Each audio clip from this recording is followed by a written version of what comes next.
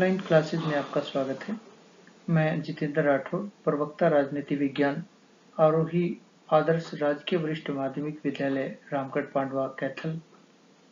बच्चों, आज हम 12वीं कक्षा की पाठ्यपुस्तिका स्वतंत्र भारत में राजनीति के अंतर्गत अध्याय संख्या नंबर 2, एक दल के प्रभुत्व का दौर, इस पाठ का अध्ययन करेंगे और जानने का प्रयास करेंगे कि इस अध्याय के अंदर कौन कौन से जो टॉपिक्स हैं उनको आप जानेंगे। तो चलिए विस्तार से जानते हैं एक दल के प्रभुत्व का दौर। इस अध्याय में आप पढ़ेंगे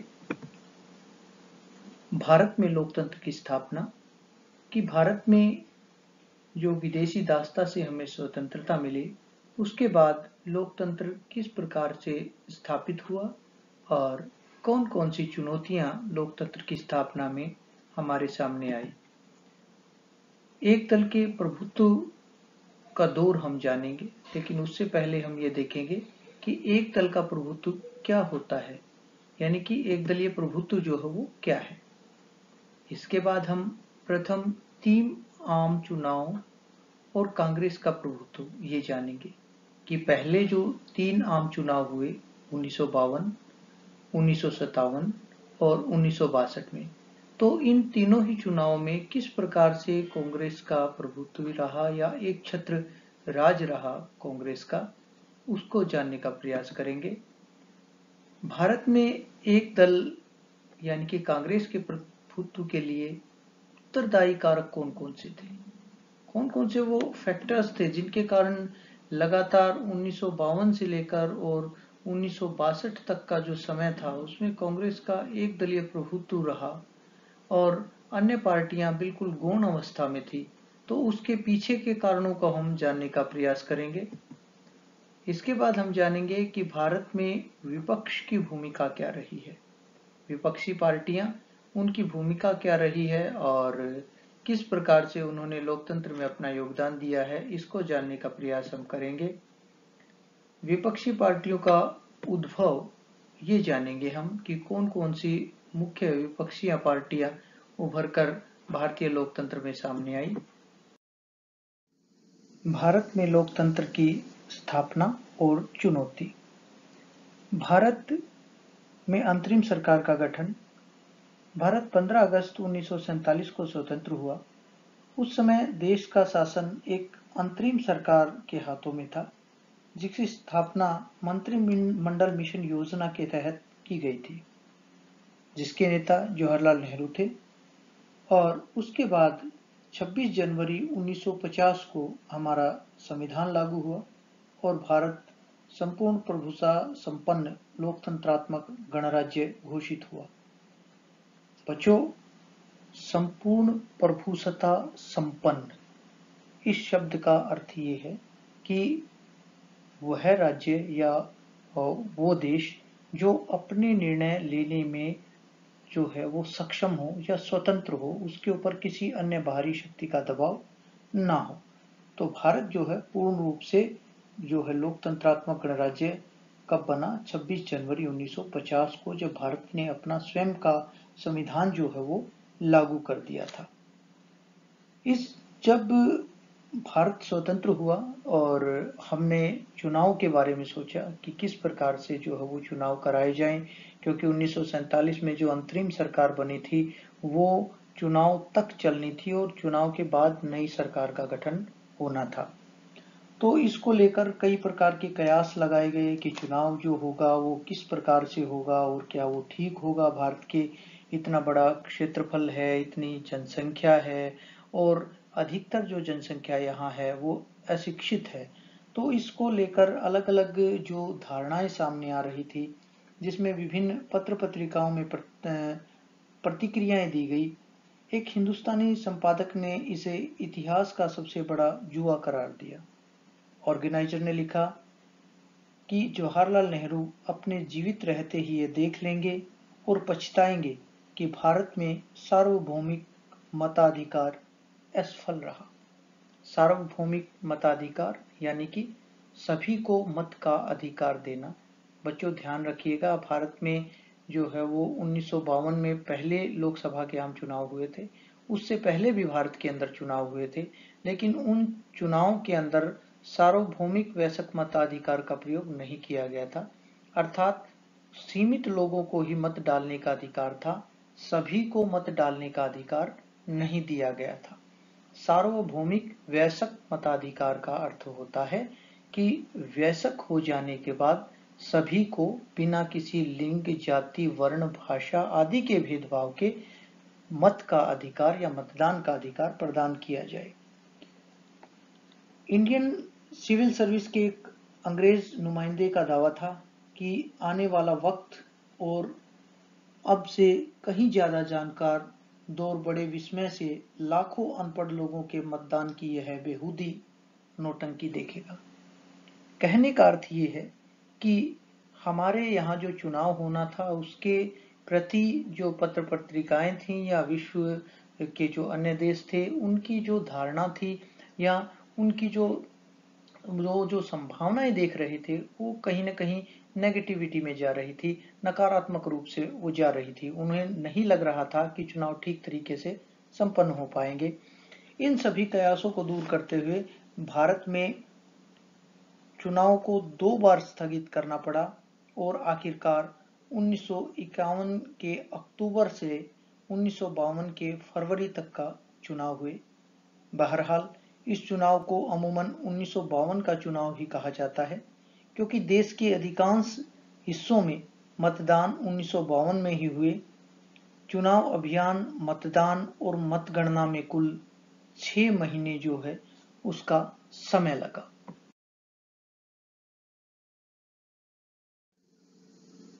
चुनाव आयोग के समक्ष चुनौतियां। जो हमारा चुनाव आयोग बना, उस चुनाव आयोग का मुख्य कार्य जो था वो भारत में शांतिपूर्ण तरीके से चुनाव संपन्न कराना था, लेकिन उसके सामने कई सारी चुनौतियां थी, जिनमें से सबसे पहली चुनौती थी स्वतंत्र और निष्पक्ष चुनाव कराना। देश का आकार इतना विशाल था, अतः स्वतंत्र और निष्पक्ष चुनाव कराना बड़ा मुश्किल जान पड़ रहा था। देश में उस समय 17 करोड़ मतदाता थे, जिन्हें वयस्क मताधिकार का प्रयोग करके 3200 विधायक और 489 सांसदों को चुनना था। अगली जो चुनौती थी वो थी मतदाता सूची तैयार करना। इतने बड़ी जनसंख्या से मतदाता सूची तैयार करना भी बड़ा कठिन कार्य था।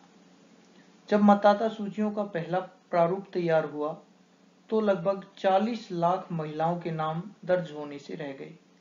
इसका कारण ये था कि इन महिलाओं का अला की बेटी और फला की बीवी के रूप में दर्ज किया गया था। जो इनकी विशिष्ट पहचान थी, इनकी खुद की पहचान थी, उनका नाम अंकित नहीं किया गया था, जिसके कारण 40 लाख महिलाएं जो है वो इनका नाम दर्ज नहीं हो पाया।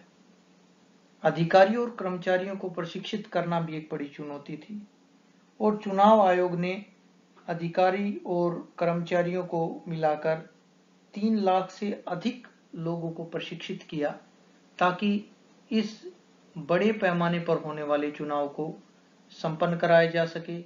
एक ऐसी चुनावी व्यवस्था या एक ऐसा चुनाव महोत्सव जिसको पूरा विश्व देख रहा था और ये समझने का प्रयास कर रहा था कि किस प्रकार से भारत के अंदर चुनाव सफल होंगे या विश्व का ये सबसे बड़ा लोकतंत्र असफलता की इबारत लिख देगा।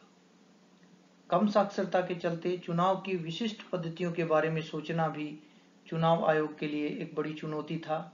एक ऐसी पद्धति अपनाई जाए जिसके अंतर्गत सभी आसानी से उस पद्धति को समझ सके, क्योंकि उस समय 17 करोड़ में से केवल 15% मतदाता ही साक्षर थे, जिनको अक्षर ज्ञान था। बाकी जो है वो पढ़े लिखे नहीं थे। तो इसके लिए जो है वो मतदाताओं के सामने जो टीन के बॉक्स रखे गए उनके ऊपर बाकायदा उम्मीदवारों के फोटो चस्पा किए गए, ताकि वो उनको पहचान हो सके और वो जिसे अपना कीमती वोट देना चाहते हैं उसी के खाते में वो वोट जाए। ऐसी व्यवस्था चुनाव आयोग ने की। बात करते हैं भारतीय राष्ट्रीय कांग्रेस और उसका एक दलीय प्रभुत्व। भारतीय राष्ट्रीय कांग्रेस, जिसकी स्थापना 28 दिसंबर 1885 में मुंबई के अंदर हुई और जिसके संस्थापक एक अंग्रेज अधिकारी A.O. हयूम थे। इस पार्टी का उद्देश्य ये था कि 1857 की क्रांति का जो विद्रोह हुआ, उस प्रकार का कोई अन्य विद्रोह ना हो पाए और जनता की जो मांगे हैं, जो जायज मांगे हैं, वो हुक्मरानों के पास पहुंचती रहें और इस प्रकार से कांग्रेस पार्टी एक सेफ्टी वॉल्व के रूप में काम करे, ताकि फिर से दोबारा से इतना बड़ा कोई विद्रोह ना खड़ा हो। ये उद्देश्य लेकर कांग्रेस पार्टी की स्थापना की गई थी। लेकिन आप सभी जानते हैं कि कांग्रेस पार्टी ने जो राष्ट्रीय आंदोलन है हमारा, उसके अंदर कितना महत्वपूर्ण योगदान दिया। कांग्रेस का एक दलीय प्रभुत्व। तो सबसे पहले बच्चों, हम एक दलीय प्रभुत्व को जानते हैं कि एक दलीय प्रभुत्व क्या होता है। एक दलीय प्रभुत्व से हमारा अभिप्राय है किसी एक दल का इतना वर्चस्व होना कि अन्य दल उसके सामने गौण नजर आए, या तो अन्य कोई दल हो ही ना, और यदि हो भी तो वो इतने निम्न अवस्था में हो कि उस दल के सामने उनका की कोई भी गिनती ना हो। जो आप फिलहाल एक डायग्राम देख रहे हैं, बार डायग्राम है। इस बार डायग्राम के अंदर जो नीले कलर के जो बार हैं, वो आपको दिखा रहे हैं कांग्रेस पार्टी को। इसके बाद जो आपके नारंगी कलर के जो का बार है, वो कम्युनिस्ट पार्टी को, और ग्रे कलर का जो बार है वो पीपल्स सोशलिस्ट पार्टी को दिखा रहा है। तो इस डायग्राम से ही आप देख सकते हैं कि एक दलीय प्रभुत्व क्या है। यानी कि जो नीले खंबा खड़ा है, उसके सामने अन्य दो छोटे छोटे खंबे हैं, उनका कोई भी अस्तित्व आपको नजर नहीं आता है। बच्चों, यही एक दल का प्रभुत्व है। कांग्रेस का एक दल का प्रभुत्व रहा और पहले 3 आम चुनाव में लोकसभा में कांग्रेस पूर्ण रूप से वर्चस्व कांग्रेस का रहा। पहले आम चुनाव की बात करें, 1952 के अंदर पहले आम चुनाव हुए थे और इन आम चुनाव के अंदर कुल 489 लोकसभा की सीटें थी, जिनके अंदर से कांग्रेस ने 364 सीटें प्राप्त की और ये कुल सीटों का लगभग 74.3% था। कम्युनिस्ट पार्टी, जिसने 489 में से केवल 16 सीटें जीती और कुल सीटों का ये 3.2% था। सोशलिस्ट पार्टी ने 489 में से कुल 12 सीटें जीती और ये केवल जो कुल सीटों का 2.4% ही भाग था। इसी प्रकार से 1957 के अंदर जो चुनाव हुए, उनके अंदर 494 जो लोकसभा की सीटों में से कांग्रेस ने 371 सीटें जीतकर और 75.1% सीटों के ऊपर कब्जा किया। कम्युनिस्ट पार्टी ने केवल 27 सीटें जीती 494 में से और कुल सीटों का 5.4% हिस्सा वो जीत पाई। पीपल्स सोशलिस्ट पार्टी ने 19 सीटें जीतकर कुल सीटों का 3.8% हिस्सा जीता। इसी प्रकार से जो 1962 के चुनाव थे, उनके अंदर भी कांग्रेस का वर्चस्व जारी रहा। लगभग 73% सीटें उन्होंने कांग्रेस ने जीती और कम्युनिस्ट पार्टी ने 5.8% और पीपल्स सोशलिस्ट पार्टी ने 2.4% सीटों के ऊपर कब्जा किया। तो इन तीनों ही प्रथम जो लोकसभा के आम चुनाव हुए, इनमें कांग्रेस का पूर्ण एक छत्र राज रहा। उसके पीछे बहुत सारे कारण थे कि कांग्रेस का एक छत्र राज या एक दलीय प्रभुत्व क्यों रहा। इसके पीछे क्या क्या कारण थे, उनको हम जानने का प्रयास भारत के इस मानचित्र के माध्यम से एक बार फिर से देखने का प्रयास करते हैं कि किस प्रकार से भारत के किन किन राज्यों के अंदर कांग्रेस जो है वो पूर्ण तरीके से प्रभुत्व था और सत्ता में थी। तो 1952 से 1967 तक का जो काल है, उसे एक दलीय प्रभुत्व का काल या युग कहा जाता है। और आप देख रहे हैं कि पीले रंग का जो है इस मानचित्र के अंदर, वो कांग्रेस शासित प्रदेशों को दिखा रहा है। और इसके अलावा जो लाल रंग का जो राज्य आप देख रहे हैं केरल के अंदर, जहां पर डेमोक्रेटिक लेफ्ट फ्रंट ने शासन किया 1957 से 1959 के बीच, और जो ब्लू कलर आप देख रहे हैं जम्मू और कश्मीर में, वहां नेशनल कॉन्फ्रेंस का जो है वो शासन था। तो देखिए, केवल 2 राज्यों को छोड़कर जम्मू कश्मीर और केरल के अंदर यहाँ पर कांग्रेस जो है वो नहीं रह पाई, अपने आप को स्थिर नहीं रह पाई। अगर बड़े राज्यों की बात करें, अन्य छोटे राज्य भी थे, लेकिन कुल मिलाकर जो संपूर्ण भारत था, उस पूरे भारत के अंदर कांग्रेस की अच्छी पकड़ थी, और उसी के कारण कांग्रेस का एक दलीय प्रभुत्व कहा जाता है।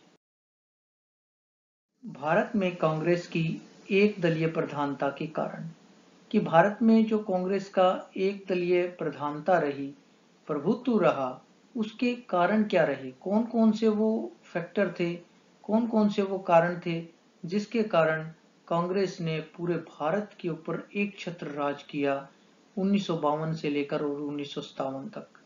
अन्य पार्टियां केवल गौण अवस्था में थी। तो उसके पीछे जो जो कारण थे उन्हें हम क्रमवार जानने का प्रयास करते हैं। जनसाधारण में कांग्रेस की पहचान व पकड़। जनता के अंदर कांग्रेस की पहचान हर जगह थी, क्योंकि कांग्रेस बहुत ही पुरानी पार्टी थी, और लगभग अगर सभी पार्टियों में 1952 के दौरान जितनी भी पार्टियां थी, उन सभी पार्टियों में अगर बात करें तो कांग्रेस सबसे पुरानी पार्टी थी, और तकरीबन सभी पार्टियां कांग्रेस के अंदर से ही निकली थी। जनता में जन जन कांग्रेस के नाम को भी पहचानता था और कांग्रेस को जानता भी था। दूसरी तरफ कांग्रेस की जनता के बीच पकड़ थी, लोगों के ऊपर कांग्रेस की पकड़ और लोगों का कांग्रेस में विश्वास पूरे तरीके से था। तो ये पहला कारण रहा जिसके कारण कांग्रेस का जो है वो एक दलीय प्रभुत्व रहा। लोगों की आस्था, लोगों का विश्वास कांग्रेस के साथ था, क्योंकि कांग्रेस सबसे पुरानी पार्टी थी और अन्य पार्टियां कांग्रेस के अंदर से ही निकली थी। एक अन्य कारण था स्वतंत्रता संग्राम की विरासत का कांग्रेस के पक्ष में होना। भारत ने लगभग 200 सालों के अंग्रेजों की गुलामी के बाद जो है, और उससे पहले मुस्लिम मुगल शासकों की गुलामी झेली, उसके बाद हमें स्वतंत्रता मिली थी।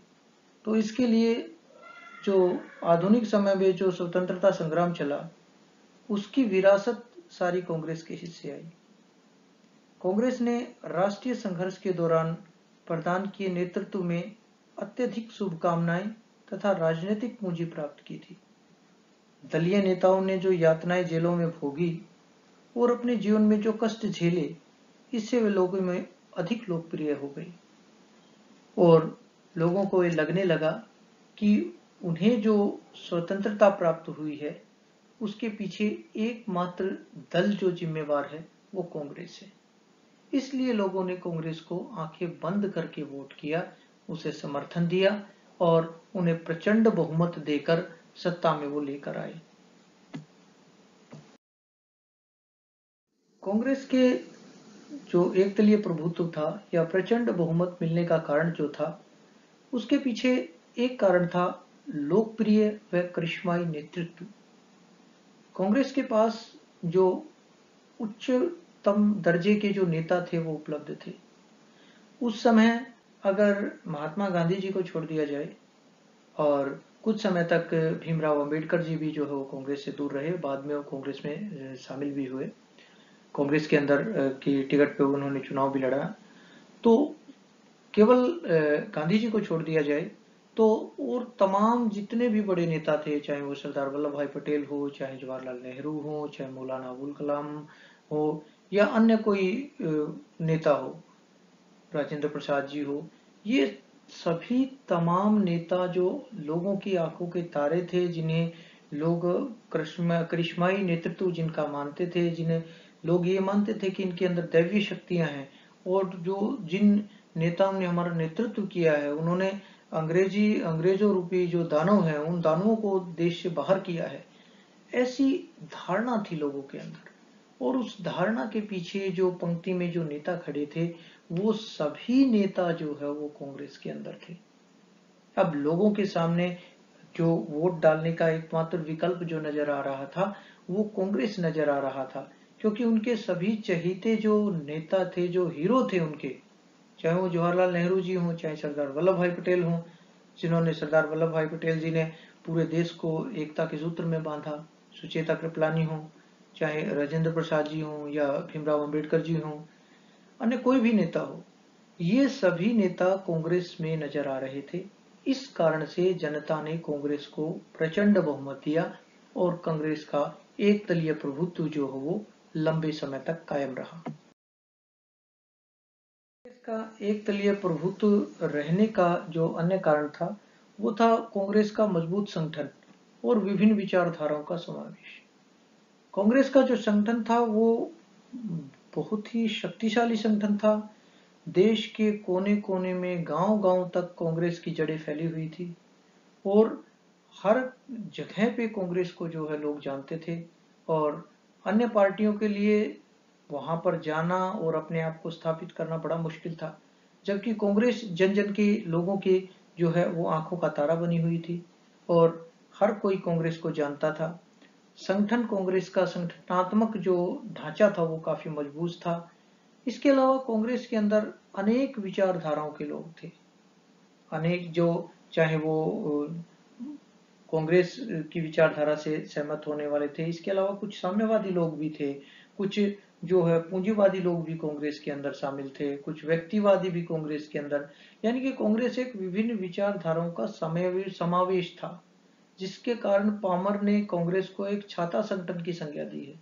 यानी कि जिस प्रकार से एक छतरी अम्ब्रेला के नीचे कोई भी व्यक्ति आ सकता है, इसी प्रकार से कांग्रेस पार्टी के अंदर किसी भी विचारधारा का व्यक्ति जो है वो आ सकता था और अपने आप को संरक्षित कर सकता था। यह कांग्रेस की विशेषता थी, जिसके कारण कांग्रेस के अंदर अलग अलग विचारधाराओं और दूसरा अलग अलग वर्गों के लोग, कांग्रेस के अंदर अलग अलग वर्ग के लोग शामिल थे, जिसके अंदर वकील थे या फिर किसान थे या फिर मजदूर थे या फिर उद्योगपति थे। सभी वर्गों के लोग जो हैं वो कांग्रेस के अंदर शामिल थे। तो प्रत्येक वर्ग को ये लगता था कि कांग्रेस हमारी खुद की ही पार्टी है, क्योंकि हमारे वर्ग के जो लोग इसके अंदर शामिल हैं, हमारे जो वर्ग है उसके जो नेता जो हैं वो इस पार्टी के अंदर शामिल है, तो वो कांग्रेस के साथ अपनत्व का भाव रखते थे और कांग्रेस पार्टी जो है उसको अपनी पार्टी मानते थे, जिसके कारण उन्होंने कांग्रेस को जो है वो प्रचंड बहुमत दिया। बच्चों, यहाँ एक और बात ध्यान देने योग्य है कि उस समय जो हमने चुनाव के लिए जो प्रणाली अपनाई वो थी साधारण चुनाव प्रणाली, सिंपल मेजोरिटी सिस्टम, जिसमें के अंतर्गत जिस उम्मीदवार को सबसे अधिक मत प्राप्त होते हैं उसको जीता हुआ घोषित कर दिया जाता है। ये नहीं देखा जाता कि उसके विपक्ष में कितने वोट पड़े। और इसका लाभ जो है वो कांग्रेस को एक बड़ा संगठन, एक बड़ी पार्टी होने के कारण जो है वो हुआ। उदाहरण के लिए हम देखते हैं कि 1952 के जो चुनाव हुए उसमें 17 करोड़ वोटों में से कांग्रेस को केवल 45% मत प्राप्त हुए, जबकि उसे लोकसभा में 74.3% सीटें जो हो वो प्राप्त हुई। आप बच्चों, आप समझ रहे हैं, कांग्रेस ने कुल वोटें जो पड़ी, कुल वोटों का 45% हिस्सा प्राप्त किया और सीटें कितनी प्राप्त की? 74.3%, यानी कि आधी से कम वोटें लेकर भी वो आधे से अधिक सीटें जीत गई। और उसका कारण क्या था? ये साधारण बहुमत प्रणाली। देखिए, दूसरा सिनेरियो हम देखते हैं। साम्यवादी दल, जिसको पहले आम चुनाव में 10.6% वोट मिले थे, कांग्रेस को मिले थे 45%, उनको मिले 10.6% या 6%, और लोकसभा में उन्हें सीट कितनी प्राप्त हुई? केवल 3.3%, 16 सीटें मिली उन्हें। 10% वोट लेकर केवल 3% सीटें प्राप्त हुई। 45% वोट लेकर 74.3% जो है वो सीटें प्राप्त हुई। तो आप देख सकते हैं कि जो साधारण चुनाव प्रणाली था उससे कांग्रेस जो बड़ी पार्टी थी उसको कितना लाभ हुआ, और जो अन्य छोटी छोटी पार्टियां थी उन पार्टियों को इस प्रणाली का नुकसान हुआ, और इसके फलस्वरूप क्या हुआ, कांग्रेस एक प्रचंड शक्ति के रूप में, एक बड़े दल के रूप में और लंबे समय तक शासन में रहा। बच्चों, किसी भी लोकतांत्रिक व्यवस्था में विपक्ष की भूमिका बड़ी ही महत्वपूर्ण होती है। देखिए, जो लोकतांत्रिक व्यवस्था है वो सत्ता पक्ष और विपक्ष के ऊपर चलती है।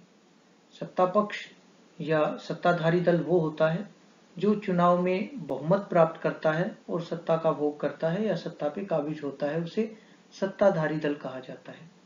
विपक्ष, विपक्ष से हमारा अभिप्राय जो दल सत्ताधारी दल से कम सीटें प्राप्त करता है और सबसे बड़ा दल होता है, यानी कि जो सत्ताधारी दल है उसके बाद जो सबसे बड़ा दल होता है उसे विपक्ष कहा जाता है।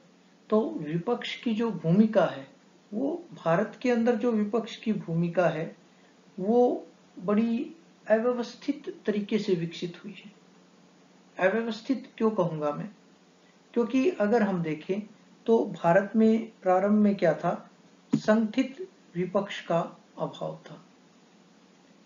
स्वतंत्रता प्राप्ति से लेकर विशेषतः 1977 तक भारत में संगठित विरोधी दल का अभाव था, यानी कि कोई भी संगठित विपक्षी दल था ही नहीं। क्योंकि देखिए, किसी भी दल को जो है वो संगठित होने के लिए, इकट्ठा होने के लिए संख्या की आवश्यकता होती है, बहुमत की आवश्यकता होती है। लेकिन जैसा कि आपने पीछे देखा कि कांग्रेस का किस प्रकार से एक दलीय प्रभुत्व था, और अन्य जो पार्टियां थी, चाहे वो कम्युनिस्ट पार्टी हो या आपकी सोशलिस्ट पार्टी हो, उनकी नामात्र की सीटें आ रही थी और उसके बाद भी वो एकजुट नहीं हो पा रहे थे। तो संगठित विपक्ष का अभाव रहा। इसके बाद एक कमजोर विपक्ष उभर कर आया। कब आया? 1969 के अंदर कांग्रेस में आपसी फूट पड़ी और उसके कारण कांग्रेस का विभाजन हो गया। तो उसके बाद ऐसे लगने लगा कि हो सकता है कांग्रेस का कोई विकल्प उभर कर सामने आ जाएगा और एक मजबूत विपक्ष जो हो उभर कर आएगा। लेकिन 1971 के लोकसभा चुनाव हुए और 1972 तक आते आते 1971 के जो चुनाव थे उनके अंदर इंदिरा गांधी प्रचंड बहुमत के साथ कांग्रेस की सरकार लेके आई, और पुनः एक बार ऐसा लगने लगा कि कमजोर विपक्ष जो वो देखने को मिला। और उसके बाद जो है कांग्रेस का विपक्ष के रूप में जो अन्य पार्टियां संगठित होने लगी वो भी अधिक समय तक अपना अस्तित्व नहीं रख पाई। उसके बाद आता है विपक्ष की बेहतर स्थिति कब हुई।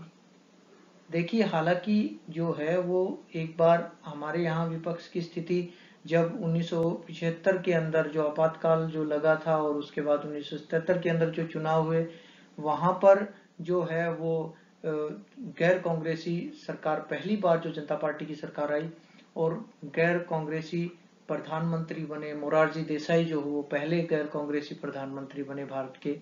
बच्चों, ये प्रश्न कई बार आ भी जाता है कि पहले गैर कांग्रेसी प्रधानमंत्री भारत के कौन बने? मोरारजी देसाई बने। तो उस दौरान ऐसा लग रहा था कि विपक्ष के रूप में उस समय कांग्रेस पार्टी एक महत्वपूर्ण भूमिका निभा रही थी 1977 के से 1980 के बीच। लेकिन 1980 के अंदर जो है जो मिलीजुली सरकार थी गठबंधन की, वो लंबे समय तक नहीं चल पाई और 1980 में एक बार फिर से इंदिरा गांधी का शासन आ गया प्रचंड बहुमत के साथ, और फिर से विपक्ष जो हो वो बिखर गया। लेकिन विपक्ष की बेहतर स्थिति कब हुई? सन 1989 में राष्ट्रीय मोर्चे की सरकार बनी और लोकसभा के गठन के बाद कांग्रेस ने एक सशक्त विरोधी दल की भूमिका अदा की। यहां से विपक्ष की जो बेहतर स्थिति होनी शुरू होती है और कांग्रेस जो भारतीय राजनीति है उसके अंदर एक नया दौर शुरू होता है, जिस दौर को हम गठबंधन की राजनीति का दौर कहते हैं। आप आने वाले जो चैप्टर्स हैं उसके अंदर आप विस्तार से इस बारे में सुनेंगे, पढ़ेंगे आप कि गठबंधन की राजनीति क्या होती है और गठबंधन का दौर जो हो किस प्रकार से 1989 या 1990 के बाद जो हो शुरू हुआ। क्योंकि उसके बाद जो है संगठित विपक्ष की ओर हम अग्रसर हुए।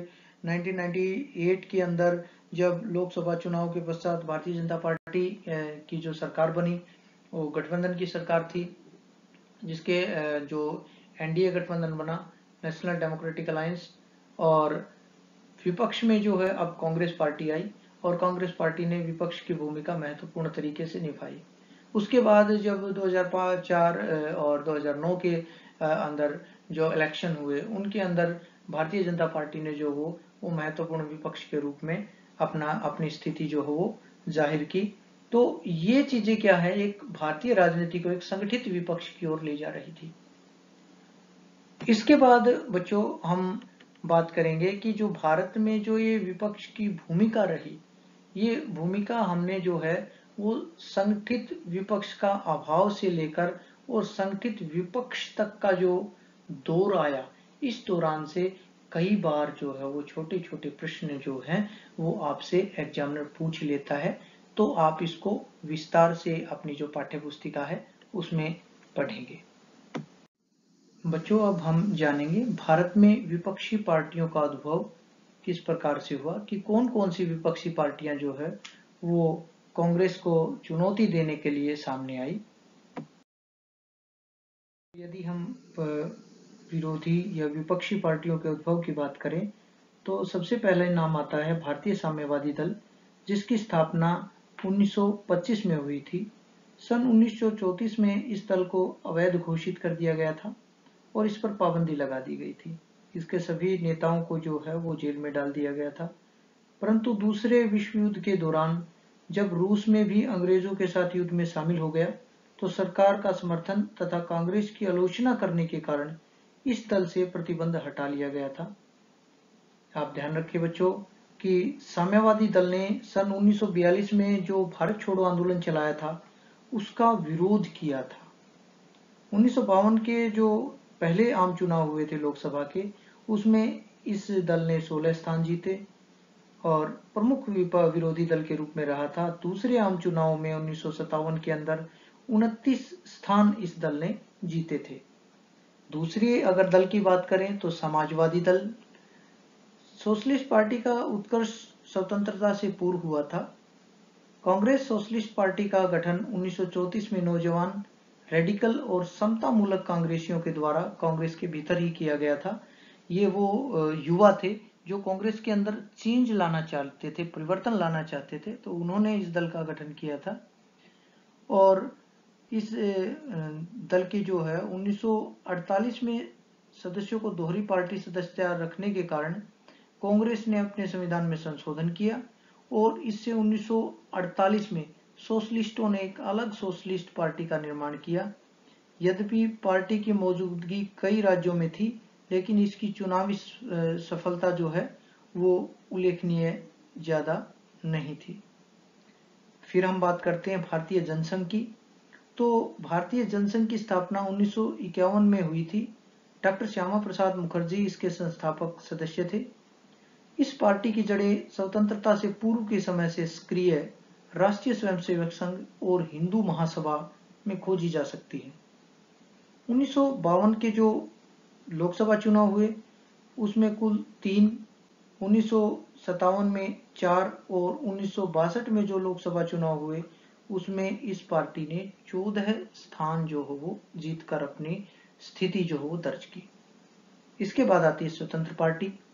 कई बार बच्चों स्वतंत्र पार्टी के ऊपर अलग से भी प्रश्न पूछ लिया जाता है कि स्वतंत्र पार्टी की स्थापना किसने की थी, या स्वतंत्र पार्टी के ऊपर नोट लिखें।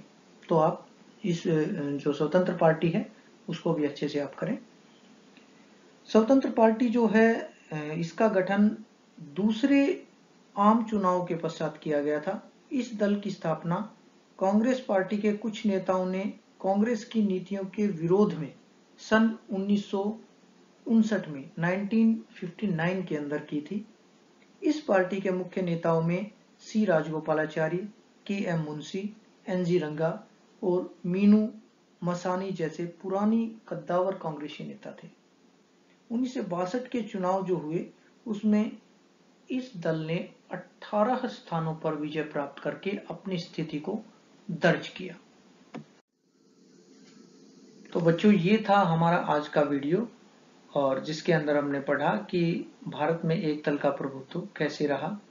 अब आपने क्या सीखा ये देखते हैं कि इस पूरे वीडियो को देखकर और इसका अध्ययन करके आपने सीखा क्या है।